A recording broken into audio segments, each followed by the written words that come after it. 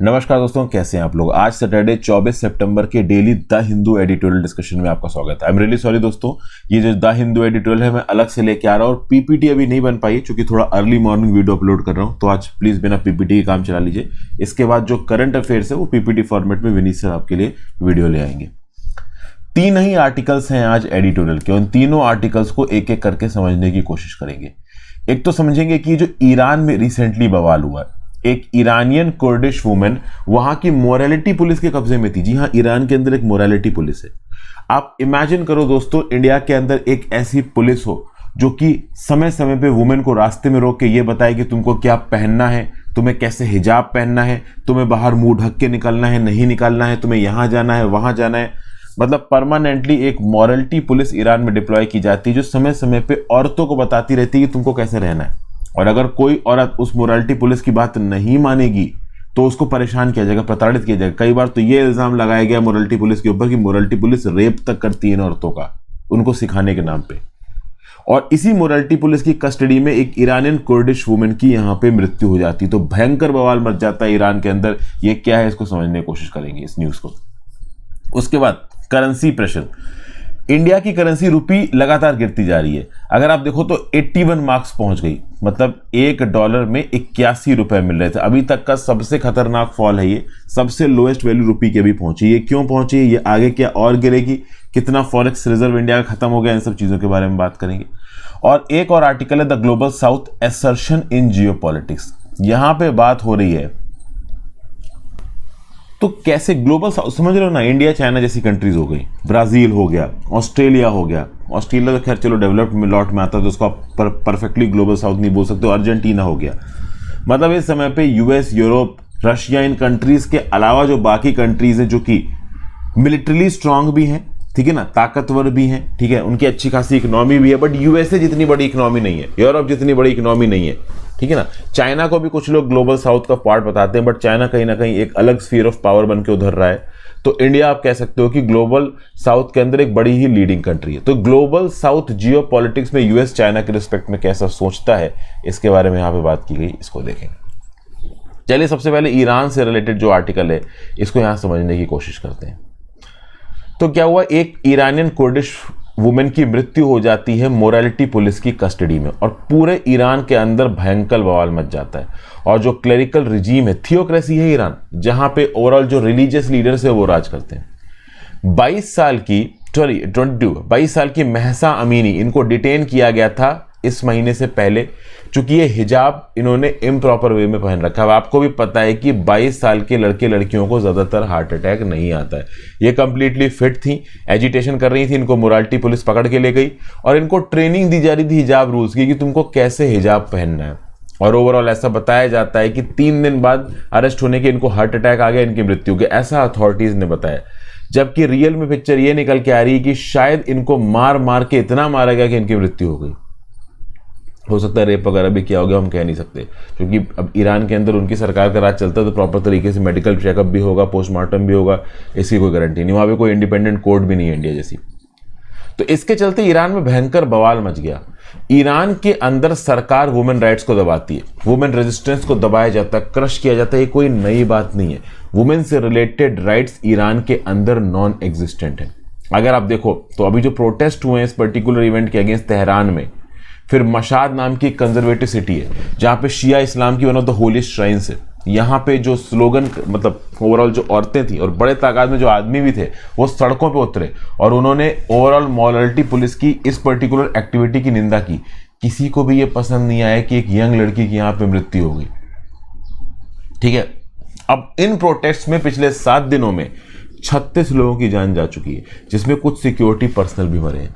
आप कह सकते हो कि 2019 में जो मास प्रोटेस्ट हुए थे ईरान में, जब फ्यूल प्राइसेस बढ़े थे, उसके बाद से लेके अब तक के सबसे बड़े प्रोटेस्ट हैं ये ईरान के अंदर। और इब्राहिम रईसी के लिए बड़ा चैलेंज है। मैं आपको बता दूं कि ईरान एक डिक्टेटर रिजीम है, कहने को वो डेमोक्रेसी, बट वो एक डिक्टेटर रिजीम है। तो ईरान के अंदर जब भी इस प्रकार के प्रोटेस्ट होते हैं ना, तो शांति से नहीं समझाया जाता है, मारा जाता है। और इंडिया के अंदर मान लो पुलिस डंडे से मारती, यहाँ पे तो भाई शूट एंड साइड की भी ऑर्डर दे दिए जाते हैं। कोई ज्यादा बवाल कर रहा है उसको पकड़ के खोपचे में लेके जाओ, गोली से उड़ा दिया, कुछ भी होता है वहां पे। और सबसे खास बात यह कि जो रेवोल्यूशनरी गार्ड कॉर्प्स है, ईरान की जो एलीट फोर्स है, वो इन प्रोटेस्टर्स को ट्रेटर बोल रही है, धोखेबाज बोल रही है, एंटी नेशनल बोल रही है। मतलब ओवरऑल एक वुमेन अपने राइट के लिए लड़ रही है कि मुझे इंडिपेंडेंट तरीके से रहने दो। अरे ईरान के अंदर तो भाई लेडीज हिजाब पहनी भी हो तो गलत तरीके से पहनी, इसलिए उठा के जेल में डाल दिया। समझ गए? मतलब अगर आप पूरे कपड़े पहन के भी निकल रहे हो, सलवार कुर्ता चुन्नी, तो भी इनफ नहीं है, आपको उनका जो इस्लामिक ड्रेस कोड है वो फॉलो करना ही करना है। तो ये जो मैंडेटरी हिजाब रूल्स थे 1981 में इनको इंप्लीमेंट किया गया था। 1979 में पहलवी रिजीम को उखाड़ फेंका गया था, इस्लामिक रेवोल्यूशन आ गया था और उसके बाद से शिया क्लर्जी ने ताकत अपने हाथ में ले ली। मुल्ला ने क्लरिकल डिक्टेटरशिप का सिस्टम बनाया। डेमोक्रेटिक प्रैक्टिसेस ना के बराबर हैं कहां पे? ईरान के अंदर। स्टेट स्पॉन्सर्ड कंजर्वेटिज्म और सोशल रिप्रेशन चलता है। तो कहीं ना कहीं रूलर्स रूल को दबाते हैं और रूल दब भी रहे हैं। लेकिन अब आप देखो कि पिछले 25 सालों में अगर आप बात करो 1980 से लेकर अब तक 2022 तक की, तो अब तो खैर 42 साल बीत चुके हैं, लेकिन पिछले 25 सालों में अगर आप देखो तो 2 रिफॉर्मिस्ट प्रेसिडेंट भी आए हैं ईरान के अंदर। एक तो थे आपके मोहम्मद खतामी 1997 में, एक हसन रूहानी 2013 में। हसन रूहानी के बाद ही यहाँ पे आपके इब्राहिम राइसी बने। तो 2 रिफॉर्मिस्ट प्रेसिडेंट आ गए। इसका क्या मतलब? इसका मतलब यह है कि लोग भी चाहते हैं कि भैया हम बहुत ज़्यादा आयरन हैंड के अंदर नहीं रह पाएंगे, हमें तो थोड़ी सुविधा, थोड़ी फ्रीडम तो देखिए चाहिए। आप कोई बहुत सब्सटेंशियल चेंजेस नहीं कर पाए पॉलिटिकल सिस्टम में रिफॉर्मिस्ट प्रेसिडेंट, बट ओवरऑल जो लोगों का व्यू पॉइंट है कि भैया हमको भी थोड़ी आज़ादी दो, हमें भी थोड़ा आराम से रहने की ताकत दो। अब अगर आप देखो तो रिफॉर्म्स ईरान में प्रॉपर हो नहीं रहे। इकोनॉमिक और पॉलिटिकल प्रेशर ईरान के अंदर बढ़ता जा रहा है। बड़े स्केल पर प्रोटेस्ट हो रहे हैं, वायलेंट रिप्रेशन भी हुआ है। 2009 में प्रोटेस्ट हुए, दबा दिए गए। 2019 से प्रोटेस्ट हुए, भयंकर तरीके से दबाए गए। 2019 से प्रोटेस्ट होने की वजह कुछ और थी। उस समय पे जब तेल के दाम बढ़ गए थे, फ्यूल प्राइसेस बढ़ गए थे, तब प्रोटेस्ट हुआ था। 2022 में प्रोटेस्ट हो रहे थे, वुमेन राइट्स के लिए प्रोटेस्ट हो रहे, इनको भी बुरी तरीके से दबाया गया। चाहिए मास प्रोटेस्ट है। इससे पहले भी छोटे स्केल पे प्रोटेस्ट हुए हैं, जैसे कि वुमेन एक छोटे स्केल पे कई बार ईरान की सड़कों पे उतरी अपने राइट्स मांगने के लिए, अपने ड्रेसिंग राइट्स मांगने के लिए, अपनी फ्रीडम मांगने के लिए। लेकिन यहाँ पे 2022 में जो प्रोटेस्ट हो रहे हैं एक 22 साल की लड़की की मृत्यु के बाद, वो बहुत बड़े हैं। तो अब यहाँ पे पॉलिटिकल कल्चर इन डिक्टेटरशिप्स को भी बदलना पड़ेगा। ईरान के जो शिया क्लर्जी हैं इनको समझना पड़ेगा कि भैया इस्लामिक रेवोल्यूशन को हुए काफ़ी साल हो गए। 1979 में हुआ था इस्लामिक रेवोल्यूशन, 43 साल बीत चुके हैं। तो अब आप बैठ के वही पुराने दकियानूसी ख्याल लेके बैठे रहोगे कि वुमेन हिजाब में रहेंगी, ठीक है ना, ढक के बाहर निकलेंगी, सारे नियम कानून के ऊपर लागू होंगे, तो वो चल नहीं पाएगा। स्टेट को और सोसाइटी को बदलना होगा, ये यहाँ पे बोला जा रहा है। लेकिन अब शिया जो क्लरिक हैं ईरान के, वो बदलेंगे, इसकी देखिए कोई गारंटी तो है नहीं। लेट्स सी आगे क्या होता है, इस प्रकार के प्रोटेस्ट क्या इफेक्ट डालते हैं।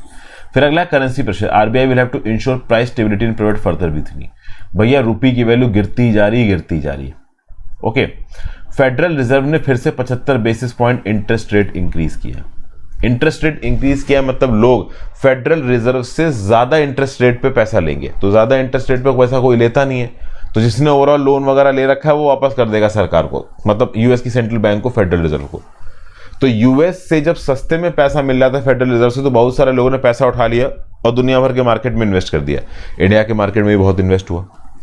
लेकिन यूएस का फेडरल रिजर्व उसी पैसे के लिए जब ज्यादा इंटरेस्ट मांग रहा है, तो इंडिया और बाकी देश की कंट्रियों के स्टॉक मार्केट से, बॉन्ड मार्केट से पैसा निकाल दिया गया और फेडरल रिजर्व को वापस दे दिया गया। इंडियन करेंसी के ऊपर प्रेशर है। $1 81 रुपए का मिल रहा था। फ्राइडे के इंट्रा ट्रेड वाले दिन डॉलर की पिछले कई महीनों की सबसे कम वैल्यू देखने को मिली। अगर आप देखो तो आरबीआई एक रिकॉर्ड मोड में हमारी करेंसी के डीवैल्यूएशन को रोकने की कोशिश कर रही। जी हां, हमारी करेंसी लगातार डीवैल्यू हो रही है, लेकिन आरबीआई इस डीवैल्यूएशन को रोकने की भी कोशिश कर रही है। पिछले 12 महीनों में आरबीआई ने अपने फॉरेक्स एक्सचेंज रिजर्व से $94 बिलियन निकाले हैं। हमारा फॉरेक्स रिजर्व $545 बिलियन पे आ गया। बहुत तेजी से बढ़ रहा था, ये थोड़ी बुरी खबर है, लेकिन जो बहुत तेजी से बढ़ा है उसको हमने इफेक्टिवली यूज भी किया है। पता है, बहुत आसानी से इस समय पे इंडियन रिव्यू 85 या 86 पे हो सकता था, लेकिन 81 पे रुका हुआ, ये अपने आप में बड़ी बात है। इंटरनेशनल मार्केट में जो बाकी करेंसीज है वो जितनी तेजी से गिरी हैं, इंडियन रुपी उतना तेजी से नहीं गिरा है। बहुत सारे इकोनॉमिक पंडित के हिसाब से तो इंडियन रुपी इस समय पे ओवर वैल्यूड चल रहा है, मतलब इससे ज्यादा इंडियन रुपी गिरना चाहिए था। लेकिन देखिए, ये सारे पॉइंट के बावजूद रुपी का डेप्रीसिएशन हमारे देश के लिए खतरनाक है। अगर रुपी डेप्रिशिएट होता है तो जो इंपोर्टर हैं, जो रॉ मटेरियल्स इंडिया के अंदर इंपोर्ट करते हैं, वो रॉ मटेरियल के इंपोर्टर्स के लिए महंगे हो जाएंगे। और जब वो रॉ मटेरियल्स के इंपोर्ट महंगे होंगे तो डोमेस्टिक मार्केट में बिकने वाली चीजें महंगी होंगी। अगर कोई रॉ मटेरियल का इंपोर्ट कर रहा है चीजें बना के बाहर भेजने के लिए, एक्सपोर्ट करने के लिए, तो वो एक्सपोर्ट की चीजें महंगी हो जाएंगी, तो एक्सपोर्टर्स के जो गुड्स हैं वो इंटरनेशनल मार्केट में अनकॉम्पिटिटिव हो जाएंगे। तो ऐसे बहुत से डिफरेंट फैसेट्स निकल के आते हैं जो कि ये बताते हैं कि रुपी का डिवैल्यूएशन इंडिया में बहुत गड़बड़ है। रुपी के डिवैल्यूएशन से इंपोर्ट बिल बढ़ेगा, इंपोर्ट बिल बढ़ेगा तो उससे महंगाई बढ़ेगी, और महंगाई ऑलरेडी इंडिया के अंदर खतरनाक तरीके से बढ़ी हुई है। 7% से ऊपर चल रही है महंगाई, कई महीने बीत चुके हैं 6% से नीचे नहीं गई है हमारी महंगाई, जबकि 6% अपर लिमिट है। समझ गए? फिर अगर आप देखो 2022 में रुपी 8% से ज्यादा डिप्रिशिएट कर चुका है। तो हमने डोमेस्टिक चीजें तो देखी कि भाई कैसे इंडियन रुपये की वैल्यू घट रही है, हमारे इंपोर्ट्स बढ़ रहे हैं, महंगे हो रहे हैं, इन्फ्लेशन पे इफेक्ट आ रहा है। ये जो रशिया का इन्वेजन हुआ है ना यूक्रेन का 24 फरवरी को, ये भी एक बड़ी वजह है। ओवरऑल अगर आप देखो तो हम भले ही रशिया से तेल बड़ी क्वांटिटी में खरीद रहे हैं, बट बहुत सारे और गुड्स की डिलीवरी पे इम्पैक्ट आया है। हमारे जो मिलिट्री सप्लाईज है उनकी डिलीवरी पे कितने शेड्यूल का इम्पैक्ट है, उसके लिए तो देखिए इन्फॉर्मेशन बहुत ज़्यादा पब्लिक डोमेन में है नहीं।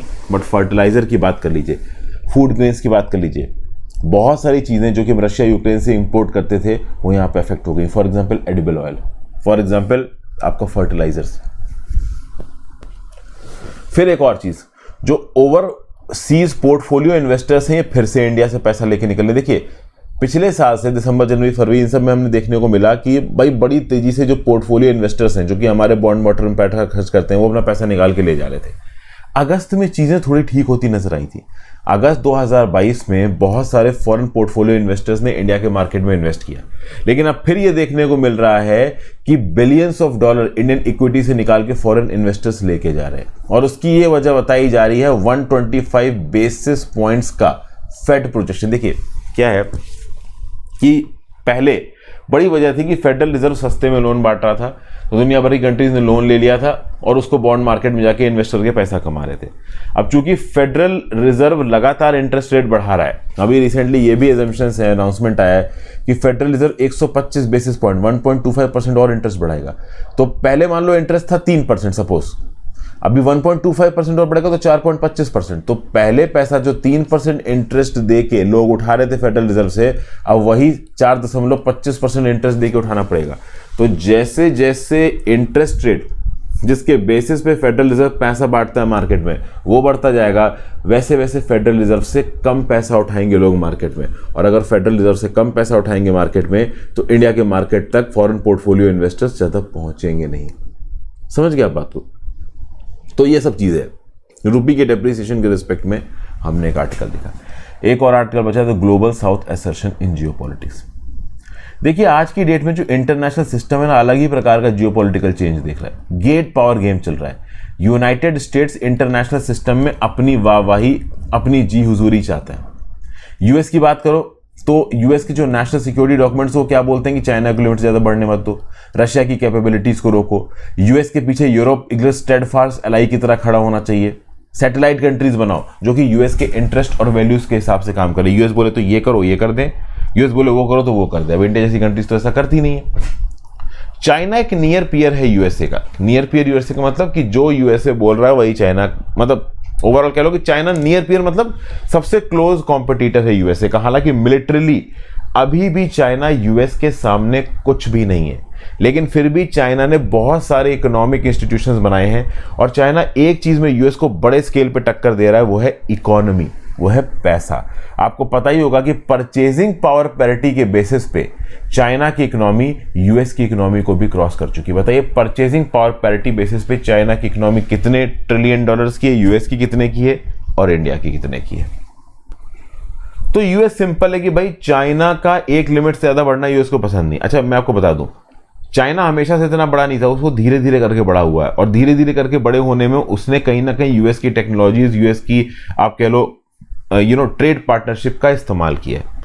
तो शुरू में तो चाइना क्या है, धीरे धीरे ग्रोथ करता रहा। बाद में चाइना को लगा कि यार बहुत ज्यादा ताकतवर हो चुके हैं, तो सोचा कि यूएस के साथ मिलकर कुछ साठगांठ कर लेते हैं, बाकी कंट्रीज को साइड कर देते हैं। बट यूएस चाइना को कभी इक्वल लेके चले ये तो यूएस मानेगा ही नहीं। तो उस कंटेक्स्ट में यूएस चाइना के रिश्ते यहाँ पे बिगड़ने लगे। फिर आप बात करो रशिया की। रशिया के पास बड़े मिलिट्री रिसोर्सेज, बड़ी लैंड कैपेबिलिटी है, बड़ी मिलिट्री कैपेबिलिटी है। ग्लोबल जियोपॉलिटिक्स में भी अपनी विल पावर को रशिया इंप्लीमेंट कर रहा है। रशिया कोई साइड लाइन पे बैठी हुई कंट्री नहीं है कि भाई हमारे खिलाफ जो करोगे हम सुन लेंगे। रशिया यहाँ पे एक बहुत ही एक्टिव प्लेयर की तरह निकल के आ रहा है, ठीक है ना। यूक्रेन वॉर ने दिखा दिया है कि रशिया किस लेवल तक कॉम्पिटेंट है चीजें करने के लिए। हारा जरूर है, बट एक बड़ी जमीन यूक्रेन की ऑलरेडी रशिया कब्जा चुका है। अब इस कंटेक्स्ट में रशिया और चाइना की नो लिमिट पार्टनरशिप बन रही है। ये लो limit partnership no doubt tension देगी किसको? यूएस को। और इसी टेंशन का फायदा उठा के यूएस क्या कर रहा है कि अपने पीछे यूरोप को मोबिलाइज कर रहा है। आज की डेट में यूरोपियन कंट्रीज जो पहले केवल सोशल डेवलपमेंट की काम करती थी, वो आज की डेट में अपनी आर्मी में फिर से एक बड़ा क्वांटम ऑफ पैसा खर्च कर रही है, क्योंकि उनको रशिया की तरफ से सीधे सीधे एक थ्रेट नजर आ रहा है। तो रशिया इस समय बड़ा थ्रेट बन गया यूरोप के लिए, और चाइना पहले कॉम्पिटिटर हुआ करता था यूएसए का, वो थ्रेट बन चुका है यूएसए के लिए। तो दोनों ही केसेस में ग्लोबल साउथ के ऊपर यूएसए और यूरोप जैसी कंट्रीज अपना कब्जा जमाने की कोशिश करती है। ओवरऑल देखा जाए, अगर दो तबके देख लो, एक तरफ चाइना रशिया और दूसरी तरफ यूएस वेस्टर्न कंट्रीज। वैसे तो चाइना थर्ड वर्ल्ड का ही पार्ट माना जाता है, बट मान लो ये दो अलग अलग ग्रुप्स हैं, तो एक तीसरा ग्रुप आप ग्लोबल साउथ का बोल सकते हो, जिसमें अर्जेंटीना, वियतनाम, इंडिया जैसी कंट्रीज आ जाती हैं।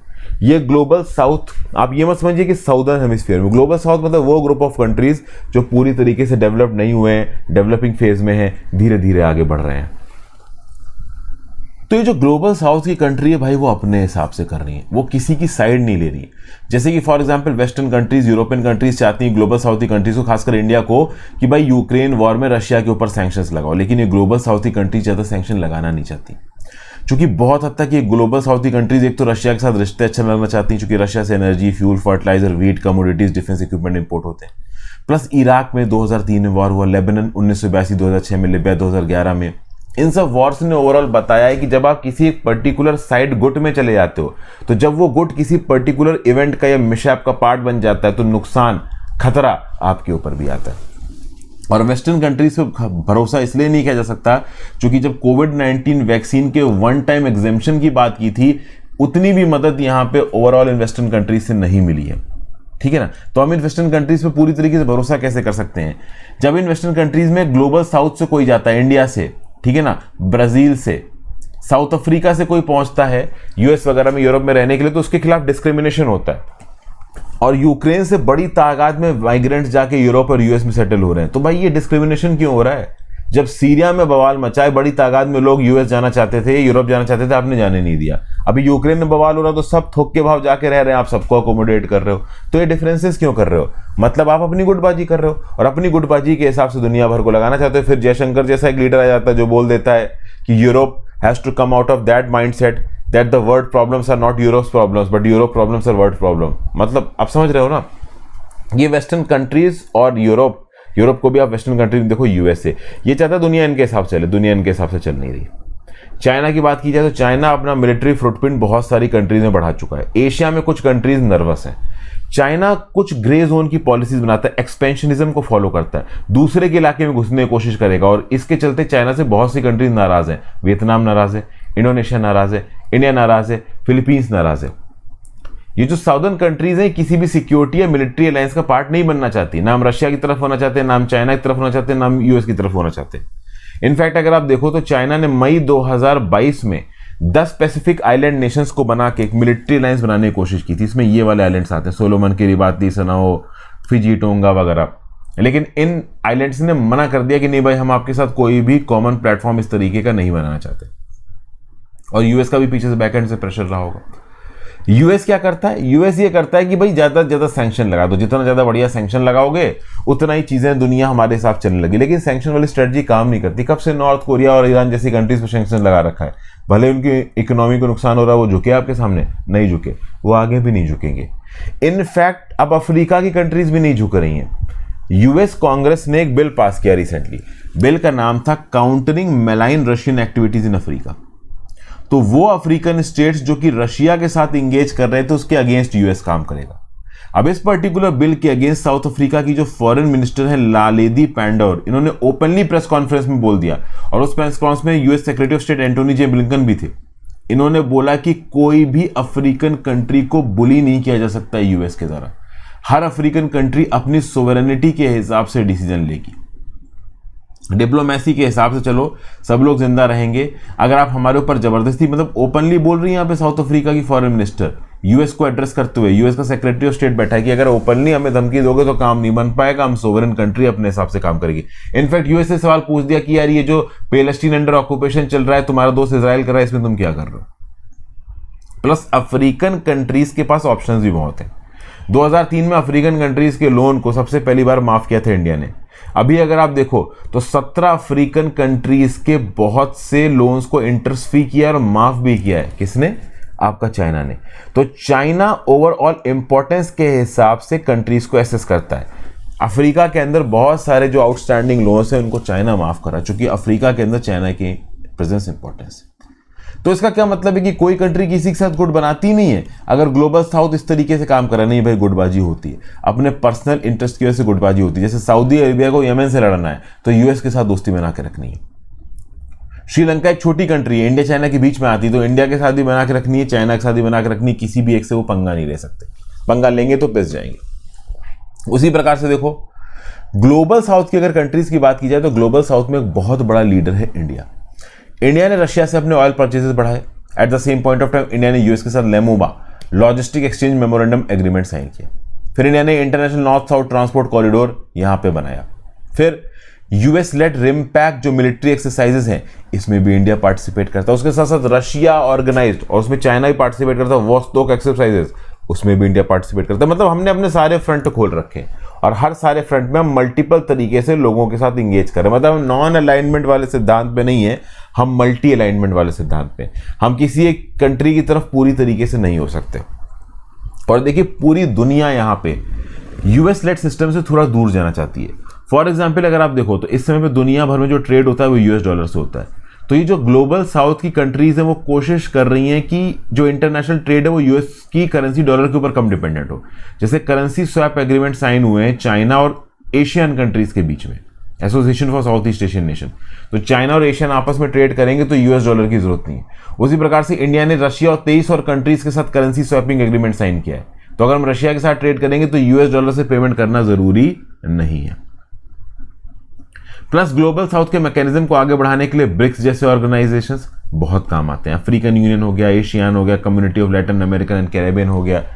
तो बेसिकली ये जो सारे ग्रुपिंग्स हैं वो कहीं ना कहीं थर्ड वर्ल्ड की कंट्रीज को एक स्ट्रेटेजिक ऑटोनॉमी देते हैं, एक स्ट्रेटेजिक विजन देते हैं, ताकि कलेक्टिवली हम ये अपनी वॉइस को बढ़ा सकें, क्लाइमेट चेंज के लिए काम कर सकें, इकोलॉजिकल डिवास्टेशन के अगेंस्ट काम कर सकें, मिलिटराइजेशन को रोक सकें, इंक्लूसिव वेज बना सकें, लोगों की पीसफुल रहने के लिए वगैरह वगैरह बातें की जा रही है। तो ये था आज का एटोल डिस्कशन दोस्तों, केवल 3 एटोल्स है, सारे डिस्कस कर लिए। आई होप आपको पसंद आया, आशा करता हूँ। So thank you for watching. Video को लाइक और शेयर कर दीजिएगा, इंस्टाग्राम पर फॉलो कर लीजिएगा, टेलीग्राम ग्रुप ज्वाइन कर लीजिएगा, ज़्यादा से ज़्यादा लेक्चर को शेयर